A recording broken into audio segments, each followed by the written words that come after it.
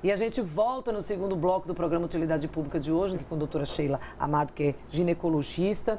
Eu queria voltar para a gente fazer um outro alerta que a gente começou no primeiro bloco, que é a importância da vacina contra o HPV.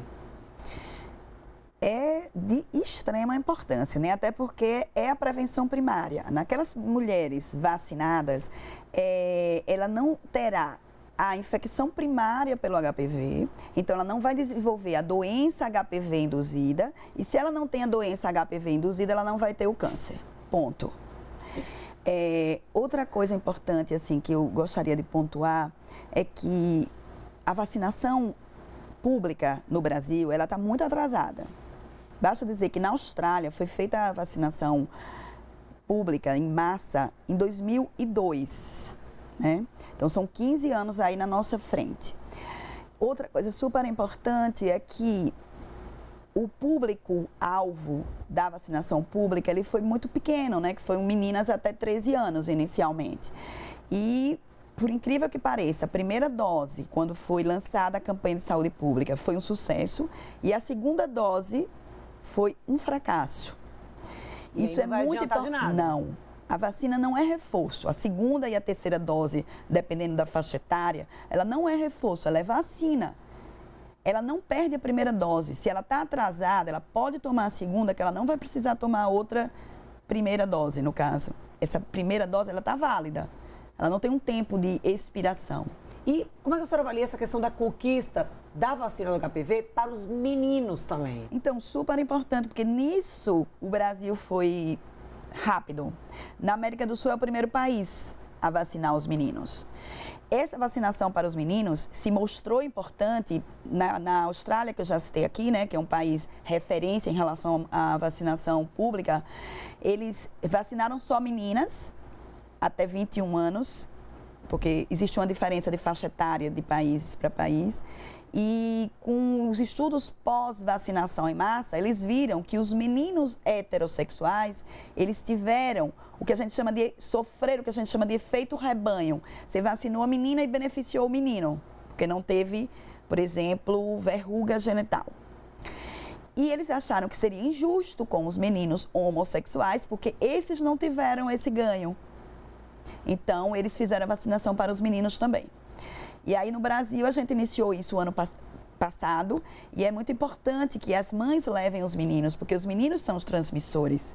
Então, é muito importante que eles sejam vacinados. As mães precisam entender isso como uma conquista. Conscientização de que quem tomou a primeira dose precisa voltar lá na unidade de saúde para tomar a segunda dose, que apenas uma não deixa a pessoa imune, precisa completar ali o cartão de vacinação, e que essa questão dos meninos receberem a vacina também é fundamental. A gente está falando de saúde coletiva. E a gente desmistificar também, porque as mães têm muito medo de levar os filhos para vacinar. Gente, é uma vacina que pode ser dada, inclusive, a mulheres grávidas. É uma vacina que é tão maravilhosa que ela já está sendo pensada para fins terapêuticos. A gente ainda não dá para tratar, mas já foi observado nessas populações que sofreram vacinação em massa benefícios terapêuticos. Por exemplo, pacientes que estavam com verruga genital e tomaram a vacina e a verruga caiu sem tratar. Ou seja, a gente não pode ainda prescrever isso porque não está em bula, mas a gente já tem trabalhos mostrando esse benefício. No Brasil está liberado para mulheres até 46 anos, não é só meninas, a vacinação pública é até 13 anos, mas a vacinação em clínicas particulares, ela está liberada em bula pela Anvisa até 46 anos. E aí eu queria que a senhora trouxesse alguns esclarecimentos. Por exemplo, se a vida sexual começou antes dessa faixa etária... Se só serve para pacientes que nunca tiveram relação sexual, não. Veja, a vacina é quadrivalente, porque nós temos detectados 3 ou 4 cepas de vírus que podem levar ao câncer. Essas 4 cepas estão nesta vacina. Inclusive, é importante entender, é um pouco complexo, mas assim, mesmo quem está vacinado contra o HPV pode ter HPV. Ela não vai ter a cepa que causa câncer. Então, na verdade, é uma vacina contra o câncer. Quer dizer, eu tomei a vacina, eu não preciso mais usar preservativo, porque eu não vou ter mais HPV, preciso usar. Você vai ter HPV, você não vai ter aquele tipo que leva ao câncer de colo de útero. Mesmo que você já tenha tido uma doença HPV induzida, a vacina ainda tem eficácia, porque ela vai te proteger contra outros 3 tipos. Porque se você teve esse e não teve câncer, se tratou, você não está imune de pegar os outros 3. Claro que o paciente ou a paciente que nunca teve nenhum contato sexual, ela estará aproveitando 100% da vacina, entendeu? Ela vai aproveitar a proteção contra os 4 subtipos. Se ela já teve um contato com um desses subtipos, ela vai ter sendo prevenida contra outros 3. E aí tem um alerta muito importante que a senhora trouxe aí, além de tantos outros alertas importantes que a senhora está trazendo desde o início da entrevista, é o seguinte, olha, tomou a vacina, vou ter que usar o preservativo, até porque o preservativo vai impedir contaminação de outras DSTs. Exato, que tem aumentado no Brasil.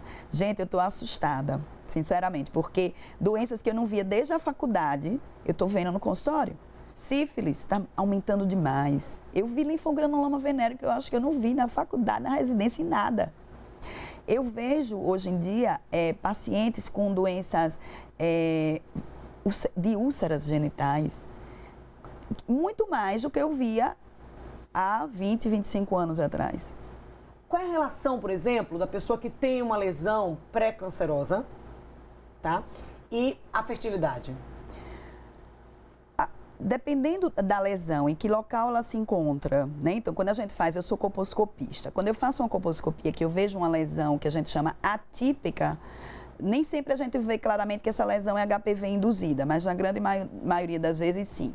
Vai depender em que local ela está.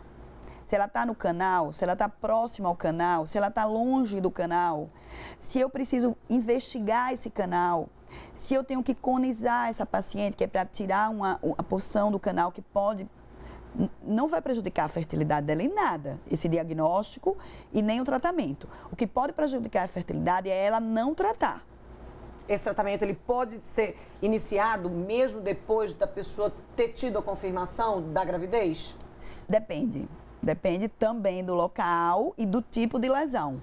Mas sim, pode ser tratada durante a gravidez, sim. Pode ter alguma relação, por exemplo, de aumento em termos de tempo, de evolução dessa lesão durante a gravidez? A gravidez pode acelerar essa evolução dessa lesão pré-cancerosa? Sim, vamos dizer que ela seja diagnosticada, como você citou, durante a gestação. E ela, dependendo do tempo que já tem essa lesão, que foi visto esse colo, isso pode causar um pouco de aceleração no processo e também o tempo da gestação, porque ela pode estar no primeiro trimestre, no segundo trimestre, e é diferente a abordagem, né?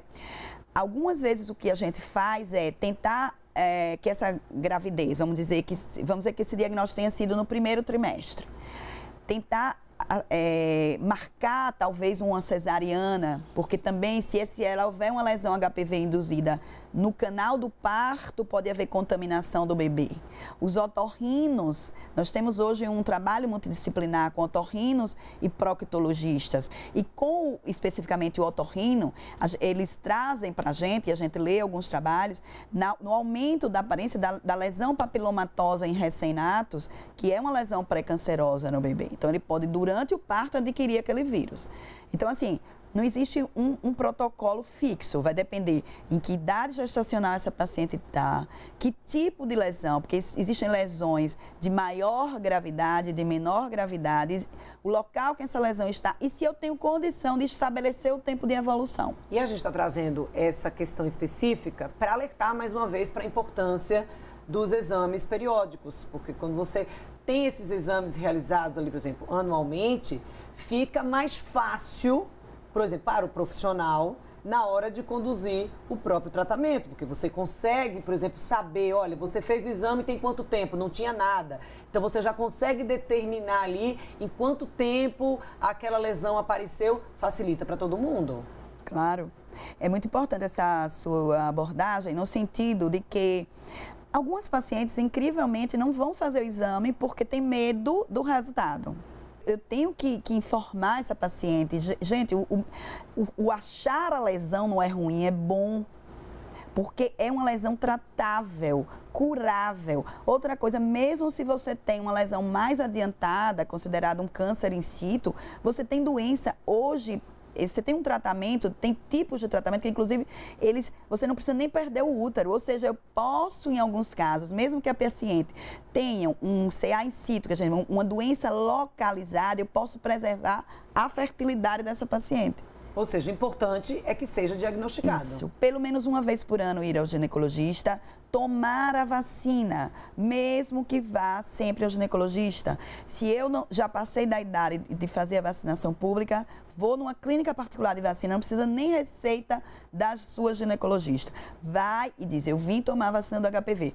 Paga, ela vai te dar um cartãozinho dizendo as próximas doses. Se você tem mais de 15 anos, você vai fazer 3 doses. E é para fazer as 3 doses. Eu participo de um grupo de estudo chamado Estudo e Prosa. E nós fizemos uma campanha quando foi lançada a vacina para os meninos e eu coloquei claramente, o tema da campanha nossa foi: quem ama, cuida. Se você ama o seu filho e a sua filha, é um ato de amor você levar essa pessoa para se vacinar. É uma responsabilidade dos pais. Doutora Sheila, mais uma vez, muito obrigada pela presença. Obrigada também, e pelos obrigada alertas pelo convite. aqui no programa Utilidade Pública. A gente encerra a entrevista de hoje, mas ainda não essa edição, porque no próximo bloco você ainda fica aí com o quadro Fica a Dica aqui no estúdio. A gente volta a se encontrar amanhã no mesmo horário na sua TV PRP, a partir das 18 horas. Eu espero você.